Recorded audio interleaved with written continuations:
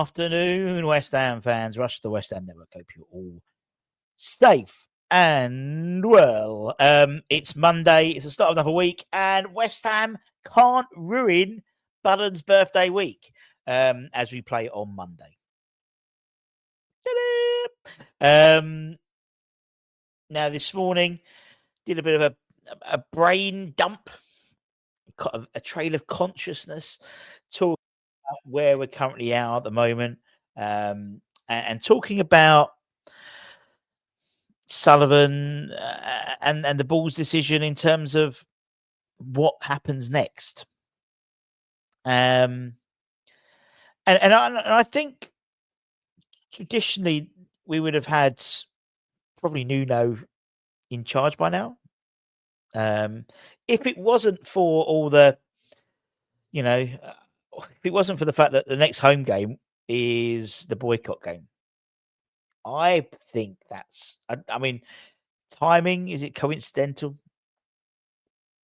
I don't know. But anyway, we spoke at some of the names in the hat, or based in terms of the betting odds, which usually gives you a good indication in terms of who could potentially take over from Potter eventually. Not enamored, but as I said, they've got time to, if we're led to be believed, the narrative, the new narrative, despite the fact we weren't going to be kicking the can down the road, now we are kicking the can down the road for the next two games. In that they it kind of makes sense in a way, in that Everton away, Arsenal away, they're not assuming that we're going to get much out of them. So if they're going to bring a new person in, why don't we give them a not a gimme? There's no gimmies in the Premier League, but Brentford at home. Yes, there's the backdrop of the boycott, but you probably got your best chance of getting our first home win since February, potentially. But even Brentford are no mugs at all. But then there's a relatively more favourable list of games. But those are the games we never fucking do anything. It is the Arsenal's aways and those types of games where we turn up. We've beaten Arsenal twice at home. Away from home in the last two seasons. So anyway, we'll see. But it's the Hammers Headlines in association with the KMB.com boys. We've got the Academy show out 6 p.m. The world famous Academy show, and a great week, great weekend, and a great week for the Academy. Not so much for the first team, but for the Academy, very much so. And with no game week until in the first team until Monday, get your ass down to Rush Green this Friday. There's no excuse you're a season ticket holder because you haven't got a game to get for on Saturday. 7 o'clock kickoff. It's free if you're a season ticket holder. And you can see, and I imagine because of the game, you'll see Callum Marshall, you'll see George Earthy. You may see Freddie gets a run out, maybe probably not, to be honest.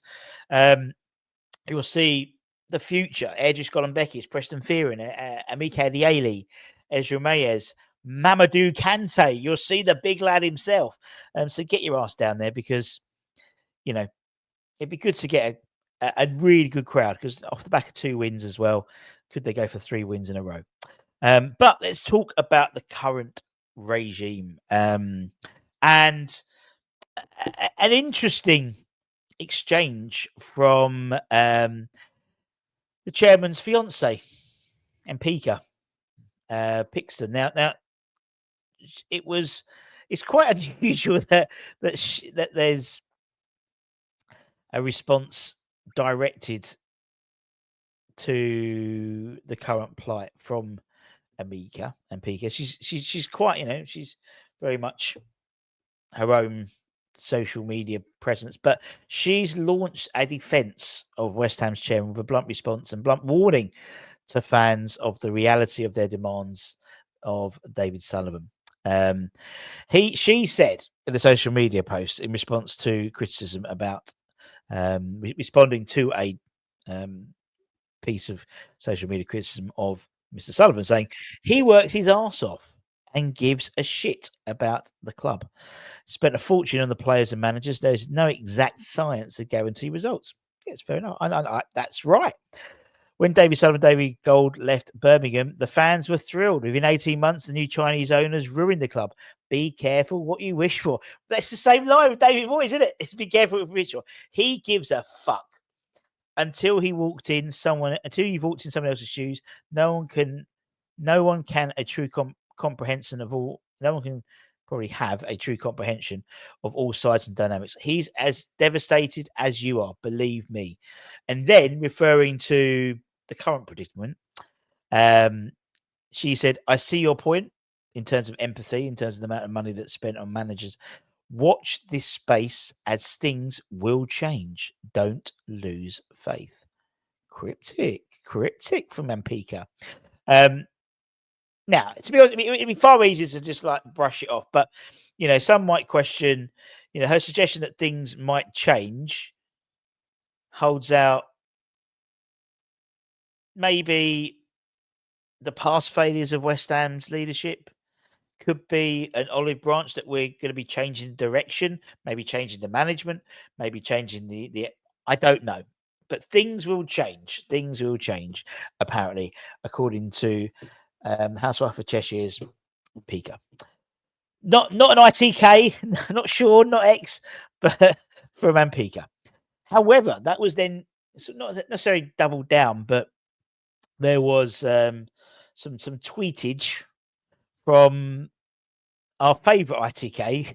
He's always banging all the time, isn't he? Fabrizio Romano.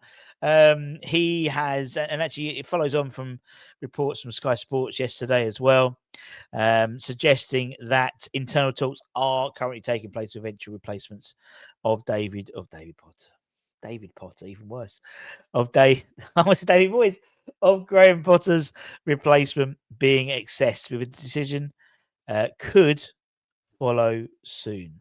It's just another name. As I said, I think Carvey said the same thing. And they put it out as breaking news. Breaking news. West Ham are talking to other managers. It's not really breaking news, is it? As I said this morning, I think we've got a situation now where we could do something right. We could pick the right person for the job rather than a person who's right for the job now. The person right for the job now would be a Nuno, would be a Sean Dyche. He's someone who's going to keep us in the Premier League, but not the right person for West Ham going forward. As I said, do you know what? I know they're currently in. I mean, realistically, I'd love someone like Aurelio from Bournemouth. Marco Silva. I'm not as sold on him as someone Aurelio, for example. That's just my own personal preference. The guy I wouldn't mind us having a punt with is Liam Rosenior. Obviously, his dad played for West Ham. I believe he was a West Ham fan growing up as well. But he's that sort of thinking man's. He's not a ranter and raver on the touchline, and I think that's one of the criticisms of Graham Potter is he's not one of those types. And I think as fans, we see how animated someone like Oliver Glasner was on Saturday, rather. And you want that. Do you want someone who's a conductor, who's there? And I think there's a real. Honestly, I think one of the big things about getting the right manager in for West Ham is getting the person with the right personality. I think fans feed off that personality. And I love a manager who has an aura about him. And as I said, in all honesty, probably over the last 15 years, Big Sam. And now, obviously, his footballing philosophy and stuff like that was in question. Yeah, he did a job under West Ham. He got us promoted. He basically solidified West Ham as a Premier League side. But he had an aura about him. The pantomime villain. He could sometimes take the heat off the opposition fans of the players because he was so disliked by others. That's who but there's not many big personalities in the game now. One of them was Mourinho, but that ship has sailed. And I think Genuinely, you need a personality, a real strong personality when it comes to being a West Ham manager. Maybe even someone like Craig Bellamy. Maybe, he's a nasty bastard. But he understands West Ham, but he's in contract with Wales, and so the likelihood is probably not. But yeah, we'll leave it at that. We'll wait and see. Wait and see what happens. Let's talk about some of the players who are currently out on loan. We're going to be covering all the academy loans on the academy show a little bit later on, but 3 first teamers out on loan at the moment, and only one of them got any minutes. Kinda. Well, he got some minutes the other day. Caelan Casey. Now, a decent week for him. He played the full 90 midweek as Swansea got through to the fourth round of the Carabao Cup, knocking out Nottingham Forest and Postologlu's Nottingham Forest 3-2 at home. But then he was an unused substitute at the weekend as the Swans lost 1-0 away to Birmingham City thanks to a 94th minute winner. Edson Alvarez, who knows he's still on the sidelines and didn't obviously feature because of his injury.